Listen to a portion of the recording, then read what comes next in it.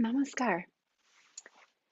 So I was asked to speak about depression, which affects so many people.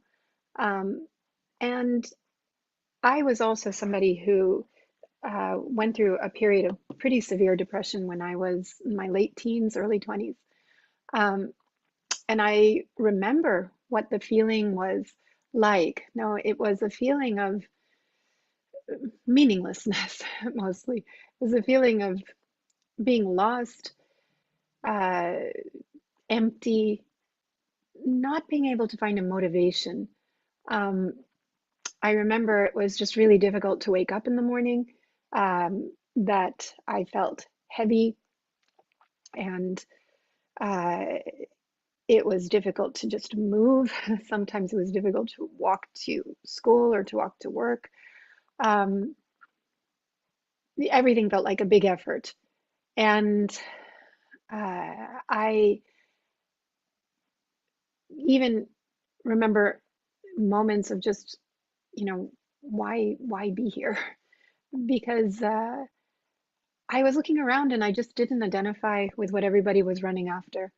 Um, it felt hollow, it felt shallow, it felt like it wasn't going to provide lasting happiness, you know, and this was really disorienting. When I went to get some help, you know, a doctor listened to me for approximately maybe 5 minutes and was already writing a prescription. And so this is the reaction. No, the only reaction was, give some medication, medicate it, it'll go away. Uh, and I do have to admit that medication can play a role, because what I remember the feeling was that lifting out of the clouds and then being like, oh, this is how I'm supposed to feel. This is normal. Uh, and that would give me motivation, like, to get there, but I really didn't want to be dependent on anything external. So as soon as I felt better, I went off a bit again. Um, but in the meantime, I had enough motivation to kind of, get myself moving. Um, and I've come to the conclusion that actually, depression isn't, we treat it as an illness. Um, and it, of course, can be life-threatening illness as well. It should be taken seriously. However, it's not an illness in isolation. It's not an illness just coming from something you breathe. It's like it's it's also part of living in a materialistic world. Because if your soul is sensitive, if you're longing for something deeper, something more spiritual, something more fulfilling in life than just going, having a good job, getting material needs met, having family, if those things don't seem fulfilling enough, sometimes it's because it's not. It's because, your soul is longing for more. And as long as you're not really looking in the right place and not able to find a connection with something deeper, if you're just looking externally at what the world seems to be offering, what this culture offers, what the materialistic promises are, they are hollow, they are empty, they don't provide lasting happiness. I think that depression is kind of the sign of a sensitive soul in the process of awakening. And awakening can be painful. It can be painful to realize that, oh, this isn't enough, Many people come to the spiritual path because of some type of internal crisis. It can be loss, it can be when somebody dies, or when you lose your health, or there's a sudden disruption, some kind of like um, really big event that turns everything upside down. And so then what normally was giving meaning and you hadn't questioned it or even thought about it suddenly just isn't good enough. Like, you need a bigger explanation, you need something deeper. Because human life is ultimately, it's an ideological flow. It's what my master says. It means it's like, it's a flow that is primarily guided by our inner state of inspiration. It's not just guided by material energy, physical energy generated from food. We need a lot more than food and a lot more than sleep to have energy for everything that we do. We need inspiration. We need to have meaning in life. Uh, just working or moving through life in a mechanical way is not satisfying, and it's not meant to be satisfying. The thing about getting, this medicalized approach to these very human and spiritual problems is that then the entire problem is just on the individual, and you just have to learn to cope better with the way the world is. Not that the world itself needs some changing or that there's something maybe wrong in the model of the world as we're presented to it. It's no, no, no. I am the problem. I have to, medicate myself or whatever, do therapy or whatever it is so that I can adjust to this world. Um, and yeah, I mean, I'm making a generalization just based on my own experience because not all depression is the same. Um, Not all of it is related to um, spiritual crisis, but that's my personal experience of it. My personal experience is that it was actually uh, the beginning of a calling for something much deeper, and it motivated me to keep looking. Um, it motivated me eventually, to really start asking bigger questions and to start listening to my intuition, to start watching for guidance of the universe. Like, as I had a really deep longing and a deep question, it felt like, the answers were coming. And I started to follow that kind of serendipity, and step by step, it led me to where I am now. Not all at once, but, you know, I started to get interested in certain things. And, I took my first yoga classes when I was in France, and um, already noticed, what a big shift it was to learn how to breathe correctly. I had been breathing in a very shallow and blocked way when I went to that yoga class, and I saw people, being able to breathe with the abdomen, with the belly. I'm like, I think I don't have that. Something's wrong with me. I don't feel that. I cannot feel anything moving there. And indeed, I had been carrying around a whole lot of tension and anxiety, which I think is often associated also with depression and these kinds of states. So when I began to realize that, when I began to uh, discover how to breathe better, and to really bring the breath into the belly and slowly release it. It was so transformative. It already began just helping me to discover, kind of a source of calm, a source of strength from within. Um, and first times in a yoga class, I tried, I was invited to try and meditate. Well, I didn't really know what you're supposed to feel. And closing my eyes, I just felt really bored. I felt really restless. I couldn't settle my mind. I found it really difficult to concentrate. Well, I didn't even know what I'm supposed to be concentrating on. The guidance was only to watch the breath. Um, and yeah, that maybe helped me to calm down a bit though, because like I said, my breathing had been kind of a mess. So, but it wasn't something that I felt that I had a particular inborn talent for the first times I tried it. Rather, I felt quite the opposite. Uh, and somehow, though, doing the asana practices, something probably changed. I mean, now looking back in hindsight, I know that asanas work on the glandular level of the system. And so I think that, they were literally reprogramming my hormonal system, even if I wasn't doing a whole lot of asanas. I was maybe doing sun salutation almost every day. And a few times a week, I was going to yoga practices or had a book and tried to do it at home. Um, but something was already shifting because within a couple of years of that, I started to get more and more interested in meditation and more interested in the spiritual path. Really felt the need. I want a teacher. I want guidance. I don't want to just make this up as I go along. I want to make sure that I'm actually making progress, not just tricking myself. I felt the need for some kind of support of a tradition. And so uh, all of this together led to profound changes in my psychology.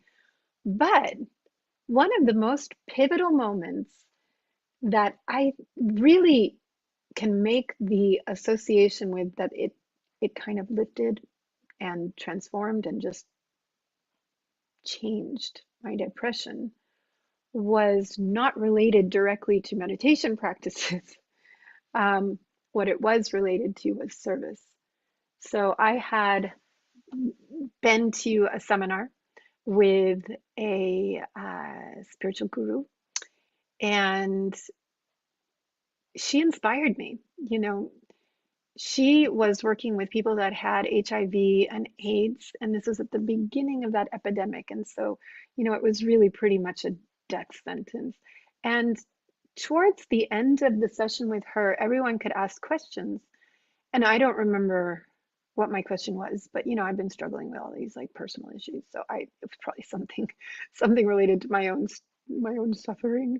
But there were so many questions, and what I noticed was that many of those questions were from people that themselves had HIV and AIDS and were very dramatic. They were in the middle of life and death type issues. And when she answered their questions, she always added in this question back, which was, "What are you doing for my children?" What are you doing for my children? And I was thinking, wow, if she expects that they should be doing something for others, what am I doing actually for others? Because when she would say that, my children, she was speaking from a kind of cosmic mother point of view. And I realized, yeah, I'm not really doing anything for anybody else. Everything I do is centered around me. And in fact, I realized, that depression kind of can make us very self-absorbed, very egocentric. We're focusing on our own feelings, our own problems, and as we focus on them, they take up our whole mental arena. They absorb our whole attention, um, and they get heavier and heavier. So I didn't know what it meant to do service, to volunteer, whatever. So the easiest, most accessible thing was to follow what I saw her doing, which was to work with HIV AIDS people. So I informed myself, can't be that hard, right? I'll go volunteer. But actually, you had to take a whole course, it took time. And maybe a month later, I'd finally gone through this course and I finally was able to enter a ward for the first time. And I had come, I had read a book written by Ram Dass about service, and he was saying, you should pick something that you really love to do because service should be joyful, and it should be connected to your passions, to what you enjoy.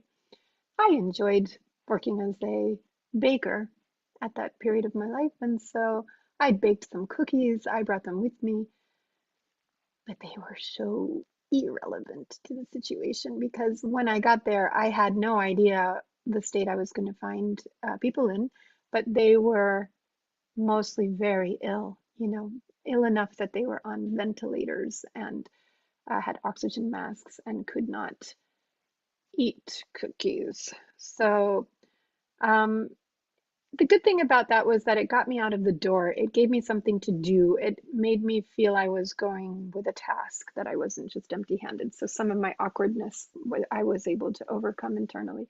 Practically, I don't know if anybody ate those cookies. I don't remember. But what was transformative and touching in the experience was when I went into the ward of one older man. I think that most of these people were junkies, heroin addicts, because this was a charity hospital and nobody was coming to visit them. It was such a bleak situation. The nurses, the hospital staff were afraid of them. And so they were really just living out their last days in isolation. No television, no music, nothing, emptiness. And when I went into the room and smiled and said I was there, this man, he held my hand, and he just, his eyes were shining with tears, and he thanked me for coming to visit him. And that was such a touching moment, because in that moment I really experienced that my existence, my presence could be enough to make a difference for someone. That it wasn't something that I did.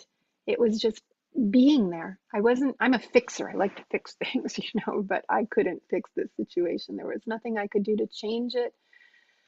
I was just being present. And being present was important. It was, I have no words to describe how much that moment changed my life. I was attending a group meditation that on those, it was a Sunday morning, and Sunday mornings I also had a group meditation, but a bit later. I'd gone first to the hospital. So when I arrived to this group meditation, I arrived a bit late, and I was a bit embarrassed. I thought, oh, I don't want to disturb. And I sat down, but I was feeling so good. And then at the end, the leader, he looked at me and he said, "Where were you before you came in?" And I thought he was kind of like scolding me because maybe I had disturbed the group by coming in late. And I explained, "Oh, I'd gone like this." And he said, "Oh, that explains it. Because when you came in with such a different energy, like such a high vibration." And yes, from that moment, I really got hooked on volunteering, on giving, because realizing, stepping out of your own problems and being able to be present for someone else. It was like my own problems just, you know, I had a whole new perspective. They didn't seem so big anymore. They didn't seem like the end of the world. And while I'd struggled with those feelings of meaninglessness, now I felt meaningfulness. Now, being there for somebody gave me an incredible sense of meaning and joy. So for me, depression is quite a complex challenge if it comes to you. Um, but something that you can try together with anything else that you might have been recommended is to find a way to serve, to find a way to give, and also at the same time to learn how to breathe with your abdomen, to do yoga asanas, and to do meditation. Because if you can take your mind out of focusing on the problems, and actually give yourself the experience that your inner self is bright, it's full of light, it's loving, that anything negative, inferiority complexes, defeatist complex, feeling helpless and hopeless, and all of these things, they're just coverings over your true self. They are not who you are. You are so much more than that. So that's what you discover when you meditate. You discover you're so much more than that. And if you're alongside somebody who is depressed, that can be really hard because you cannot force them or make these changes for them. Uh, but you can be beside them and affirm that truth within them, and give encouragement and support. Uh, I've also had to help many people with depression. Um, and if it's gone deep enough and dark enough, and if they're in that state where they're even considering taking their life, that's a medical emergency. That's a life-threatening situation. Um, Many, many, many people die from suicide. So, we would take much more seriously somebody like bleeding to death, or I don't know, some other obvious life-threatening situation. But we need to take it seriously also. And I think we need to have a balanced perspective. There is a place also for medication. It can be miraculous in lifting people out of that really dark space and give them enough perspective that they will be able to make uh, positive changes, um, while they're not under the control of that cloud. It's artificial, you know, and I don't think it's a long-term solution. I think that it's, these states are a calling to to go deeper and find more meaning in life. Uh, and so, meaning is not going to come from a bottle.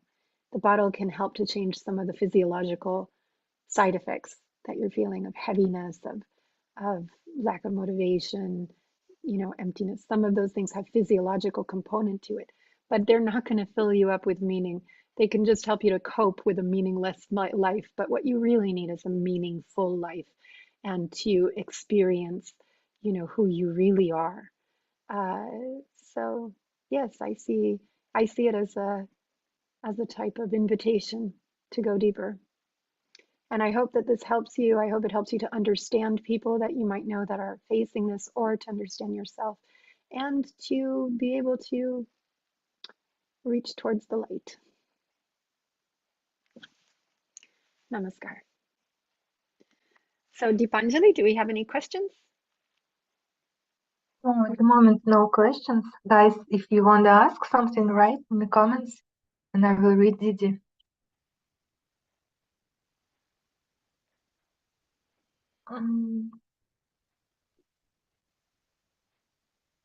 At the moment, no.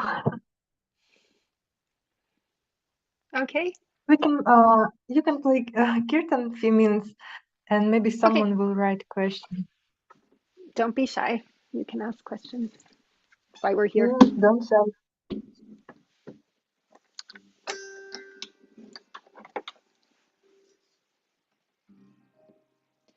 Baba Namo Kevalam.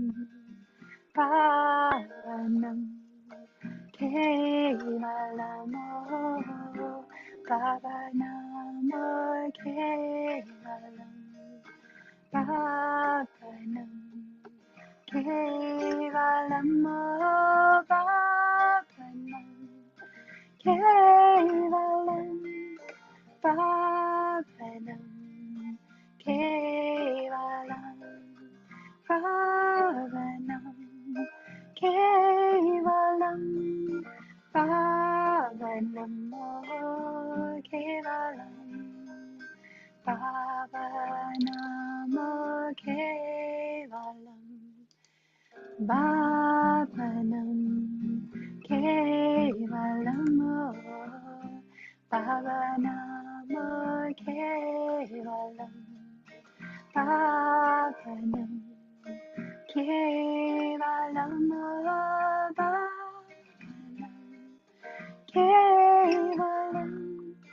Bhavanam Kevalam. Bhavanam Kevalam. Bhavanam Kevalam. Oh, good. We have a couple questions. Okay, one was a thank you. The other one is, do you see an end point or ultimate goal for your practices, or are they more maintenance focused for the goals you have in real life? Well, excellent question. So this is the difference between yogic meditation and some of the more secular forms of meditation, um, which are more of a self-regulation practice to help you to have some clarity, and settle your mind down. And so those are not very goal-directed, even in the practice itself, because the practice will be something more like what I encountered early on in my search for meditation, which is, watching your breath or something pretty non-directive. And those can have benefit medically, I think, uh, in terms of improving your ability to self-regulate. I mean, I think any practice that's helping you to internalize your attention is going to be beneficial. But I think that when there is a goal to the meditation, that it becomes much more fulfilling. So yeah, the yogic meditation differs from other types of meditation in that there is a goal of becoming one-pointed and one-pointed on a concentration, object of concentration, or ishta, and that ishta is important what it is, because If it's something expansive, it will have the capacity to expand your mind. If it's something limited, it will keep your mind limited. So, uh, when we choose a goal for meditation, the best is that it's aiming towards the ultimate, you know, union with supreme consciousness, with a state, with the highest state of consciousness that you can imagine. That your mind goes into the transcendental state of unity, which is a peak experience that human beings cross culturally, all throughout the ages, have reported that is possible. So um, you can only reach it though if you're aiming for it. If you awaken a kind of intense love also, then it's possible. But it doesn't happen by itself. Oh, okay, let's see. There's some other questions. Uh, Thank you for sharing for your words. What are your opinions on mushrooms, LSD, marijuana, etc. for curing depression? Well, um, I am aware that there is more research, actually serious research happening in this direction. Um, you know, it went into recreational use, and then now later, now we're starting to see that it's being studied in a more legitimate way. I think it's similar still to taking other types of antidepressants. Um, there's a difference, maybe some of the psychedelic type things can awaken an experience of connection with something much bigger than the self.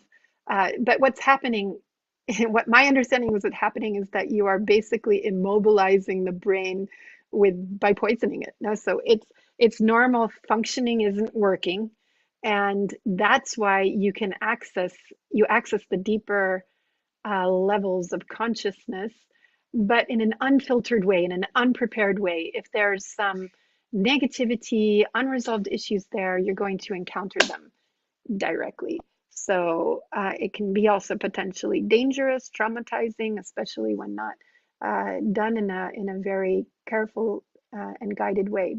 And in any case, it's making you dependent on something external. You're not learning to be able to self-regulate, to be able to access those states on your own. You're just as with a Prozac or with some other type of external drug, you're still going to be dependent on some substance in the outer world, which isn't very empowering. No, so marijuana has actually, I think, for sure in treatment of painful conditions like cancer or whatever, I think it has enormous medical benefits. And again, should be used wisely, should be used safely. Uh, we should always be careful about any substance. Just because something's natural doesn't mean that it cannot be dangerous and that it cannot also have negative consequences. I don't think, I think that's just a kind of, illusion, like, oh, natural things, like some of the major poisons all come from natural substances. So we have to be careful, but using things in the proper way, like even alcohol, it's so dangerous. No, it's such a toxic drug. It causes so many social problems. But it also can extract the medicinal qualities of plants when used in a tincture. So everything has, time, place, person, right utilization and wrong utilizations. Marijuana, if it's used for depression, just as a way to numb yourself, escape, I and it's not going to mobilize you more. It's not going to make you more active. It's not going to help you to solve your problems. It's just sort of like treating the symptoms without getting to the cause. So again, with caution, I think. Um, and how can I push myself to restart practicing my yoga? Feel no energy or motive to do that. Yeah, I know. It's always hard. The hardest thing is usually starting a new or even a habit that you already had but you fell off of, even when you know how good it makes you feel. This is the thing about how motivation works. It's like you need to get a lot of motivation to overcome inertia. There's a lot of just comfort zone kind of resistance that we have. Anyway, without depression being like an even much bigger added factor in there. Um, and motivation can come from watching videos. Motivation can come from finding a friend. Often accountability of like having someone else to practice with, going to a class. These types of things can help us to get back into a flow, and to find again the benefits, to experience again the benefits. Because when you do something that is healthy and positive, it sort of inherently encourages you to continue. It's just getting up the initial energy to overcome inertia that is one of the hardest problems. It's just the starting point, like overcoming that. So it's like a rocket. It's my favorite metaphor. Like it uses up all of its fuel just to escape gravity, and then once it's up in the stratosphere and it's in orbit, it doesn't need energy to keep going. It doesn't need any more fuel. Same way, we need a lot of energy, inspiration, motivation just to get ourselves starting a practice. But once we're doing it, the practice sort of self-feeds itself, because it does make you feel better. It does have benefits. You do get inspired and motivated from within. But I hope this helps. Yeah, it takes some encouragement from external side also to get yourself to start a new practice. We're social beings, and so I think, finding friends, finding somebody to help use that part of our psychology, that we're more motivated to do things when we're doing it together, can be helpful. Um, doesn't have to become a dependency, but it can be helpful to at least get yourself out of the inertia stage. Um, and starting small, don't make it complicated and huge, because then it's hard to integrate it into your routine and you'll have lots of excuses not to do it. So you don't have to do an hour, It's so much better to do something small but regular every day than to do something heroic but very irregularly. So do 15 minutes, you know, figure out a small 15-minute routine that you can do, something that's really not so difficult. Like the smallest thing you can do, even if it's like 5 minutes, 10 minutes, but do it, start doing it. And then you'll see that the 5 minutes is easily going to go to 10, is easily going to go to 15, because once you're in the flow, you want to do more because you feel good. Okay, any other questions? Okay, Didi, no more questions. Thank you for your time and energy. Everyone, thank you in the chat. You're welcome. You're welcome. Thank you guys for Namaskar. joining us. Have a good Perfect. evening, everyone. Thank you.